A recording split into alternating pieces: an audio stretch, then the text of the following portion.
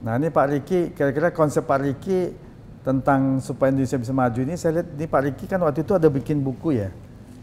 Judulnya 2015 kita terkaya nomor 5 ini. Iya. Nah, tapi kenyataannya kita tahun 2015 ini meleset nih, nggak terkaya nomor 5 di dunia ini, kira-kira gimana nih? Ya mestinya ini judul bukunya ada kekurangan. Mestinya gimana judulnya? 2015 kita terkaya nomor 5 kalau dipimpin oleh seorang presiden yang amat cinta rakyat, amat diktator, amat Diktator, inovator. kenapa harus diktator ya?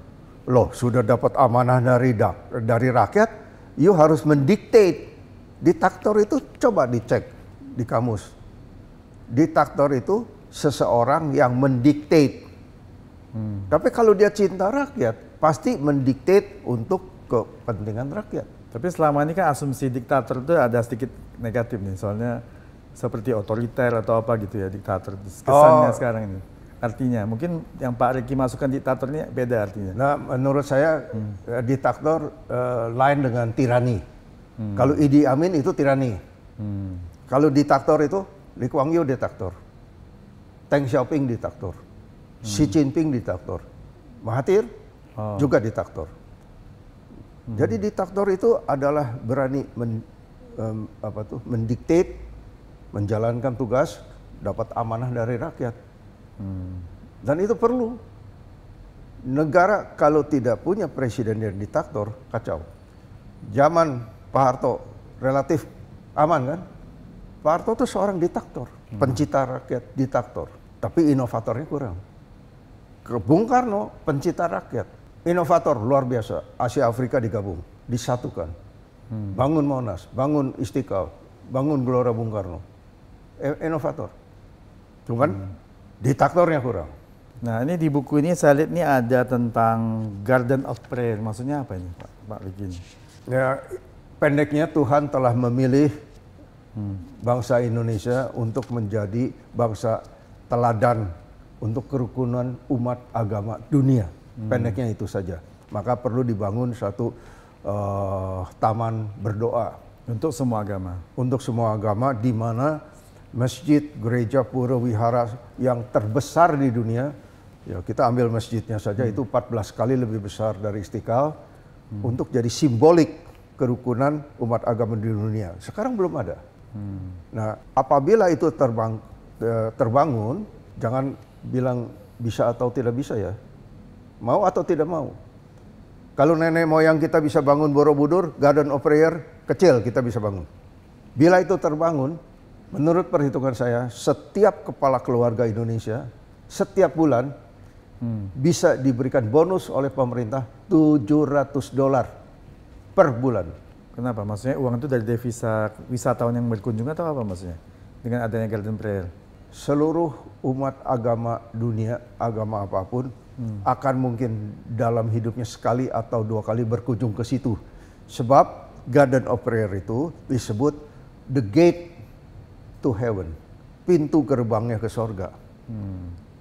Muslimin, oh saya mau tahu masjid terbesar itu kayak apa di dunia. Itu dibangun rencananya kan Pak Riki ajukannya di Danau Toba ya, Samosir. No, itu pilihan Tuhan.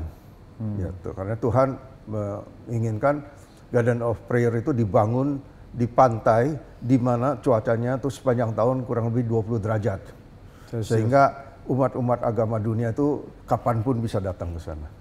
Jadi dari devisa bisa menghasilkan, jadi sehingga Indonesia itu rakyatnya bisa sejahtera, dari itu saja maksudnya. Di luar nanti pendapatan dari lainnya. Wisata agama itu luar biasa ya. Contoh Arab sekarang. Sudah tidak mementingkan gas dan gas and oil itu sudah tidak penting. Wisata nomor 1. Karena sudah menikmati banyak yang datang umroh, naik haji, itu luar biasa dana kontribusi kepada negara itu. Ini bayangkan Garden of Prayer itu seluruh umat agama akan datang ke situ. Bayangkan. Ya tentunya yang dibuat kan harus terbesar, termega, terbagus, dan juga fasilitasnya juga mendukung, infrastruktur jalannya juga nyaman ke sana, kan sekarang masih harus banyak dibenahi kalau memang itu mau dibangunnya. Saya yakin di waktu Borobudur dibangun juga masih tanah kosong, dan waktu itu tidak ada alat-alat modern, tapi nenek moyang kita bertekad bangun dan berhasil. Apabila pemerintah sudah bertekad untuk bangun Garden of Prayer, itu dana itu semua sudah siap. Dari siapa dananya? Bayangkan aja sekarang Mas Edi ini Perdana Menteri Jepang lah. Di situ akan dibangun Harmony World Resort. Oh jadi selain Garden of Prayer juga Pak Riki punya satu konsep Harmony World Resort. Oke. Ya, jadi ada 100 negara mempunyai miniatur negaranya di situlah. Ya, dengan puluhan ribu hektar kita yang jual ke negara. Sebetulnya saya ini hanya rencana untuk jual 100 hektar untuk setiap negara. Tapi ada negara yang bilang itu terlalu kecil, minta 2.000. Negara mana? Ya, kita nanti saja kita sebut ya. Ada negara yang minta 1.400. Bayangin nanti Mas Edi kalau Perdana Menteri Jepang dikasih 100 hektar untuk Japanese resort, apakah mau lebih atau cukup? Kalau memang itu bagus pasti mau lebih dong. Iya, karena itu ada satu kunci keberhasilan. Hidup di Jepang dengan $5.000 itu pas-pasan atau mungkin defisit. Ya, biayanya tinggi gitu ya. Ya, tapi untuk mereka yang mau pensiun di Japanese resort di Samosir, $5.000 itu punya pembantu, punya supir. Sudah mewah Pak, 5.000 itu sekarang kurs 16.000 sekian. Ya, itu kunci. 80 juta itu kunci. Ya, jadi bangsa Indonesia itu bangsa yang bisa menciptakan sesuatu ya, dengan membangun Garden of Prayer untuk seluruh umat agama dunia itu luar biasa. Tapi kenapa waktu itu konsep yang Pak Riki gadang-gadang ini gagal atau tidak di follow up dengan pemerintah bagaimana? Itu ada ceritanya sendiri ya, ceritanya sendiri. Kuncinya adalah Presiden Indonesia harus merestui. Ya, ini proyek nasional harusnya kan? Proyek nasional, merestui. Jadi presiden yang sebelum Pak Prabowo, Jokowi kurang memperhatikan ini. Ini konsepnya kan dari 2000 berapa ini? Konsep yang mulai Garden of Prayer ini? Garden of Prayer itu sudah ditulis 2004 di buku ini. Nah, 2004. Waktu itu presidennya SBY. SBY kan sampai 2014. Iya. Nah, kenapa Presiden SBY waktu itu tidak mengakomodir yang saran dari Pak Riki ini, ide Pak Riki?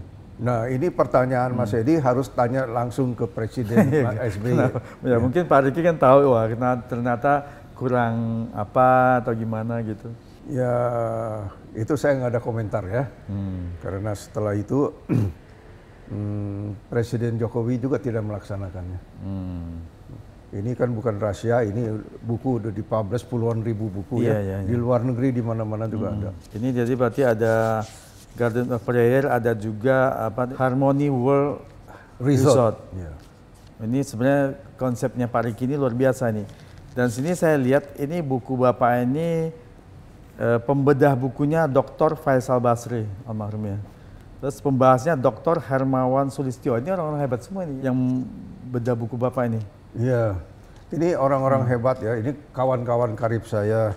Tapi maaf ya, pada saat ini di negara kita ini orang-orang yang hebat, orang-orang yang kita anggap luar biasa ini kurang dimanfaatkan oleh pemerintah. Kenapa nggak dirangkul gitu ya Mas Riki, orang-orang hebat itu dirangkul, tapi malah sekarang banyak yang menjadi pengkritik yang kritis sehingga seolah-olah ini musuhnya mereka nih. Iya, seandainya saya mau memperkenalkan kompos. Kompos itu adalah sampah dari pasar dan kotoran hewan. Itu luar biasa lebih bagus. Harusnya dikembangkan. Ya pupuk organik kan jadinya. Nah, tapi kan akan melawan jaringan itu pupuk kimia. Itu kan jaringan kan kuat sekali. Mereka akan menentang. Jadi di sini ada pro dan kontra suatu proyek yang bagus, ada pro dan kontranya. Maka perlu presiden yang diktator, yang berani melawan apapun demi kepentingan bangsa dan negara. Dan saya harapkan presiden kita ke-8 ini, Pak Prabowo, pasti bisa. Dan beliau ini bisa membuat